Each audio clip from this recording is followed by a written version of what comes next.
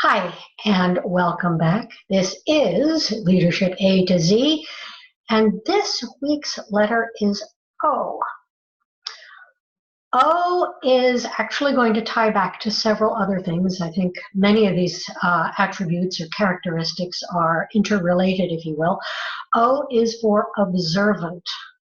As a leader, it's really important to be able to observe what is going on around you. We talked about that a little bit when we talked about professional empathy, just for an example. You need to be able to observe what is what's happening on your team in terms of how your team is interacting and what they are able and not so able to accomplish. You need to be able to observe what is going on with your peers, your fellow managers, to see how they are interacting and reacting to what is happening within the organization. You need to be able to observe what is going on with your leadership, with your immediate managers, and also with senior leadership, because it is this sense of being able to observe all of these external things that will help you stay focused in a sort of counterintuitive sense here. It will help you stay focused on what really needs to happen. We've talked about how to be organized and set things up to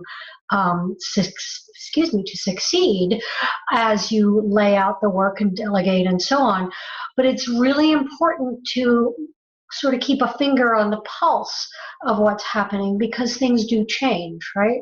So to be observant in that external sense, things change also in how your immediate manager and senior leadership is working. Things change in the bigger global environment within which your organization functions, interacts with other organizations, with other countries, whatever it may be, based on what it is that you do, with your customers, let's face it.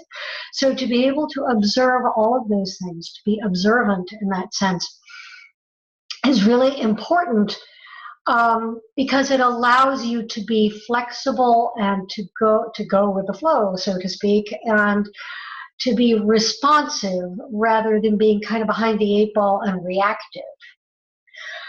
And I'm going to take this one level further, because it is also important to observe yourself. To be self-aware is one of the really key capacities and abilities of a good leader, so that you are aware, observant and aware of how you're reacting and responding to things that are going on in that outside environment, so that when change comes down, you can be observant of your own reactions to that change, and therefore you are more able, more capable of helping your team as they navigate the change. And we know, change is the new black.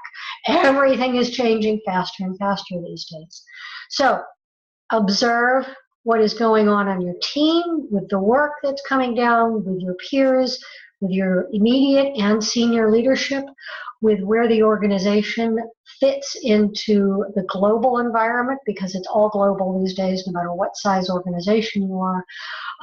And that also means being aware of what's going on in the general, I hate to use this word these days, political environment, because that's going to have an impact on, maybe not directly on your business, but it will have an impact on your people.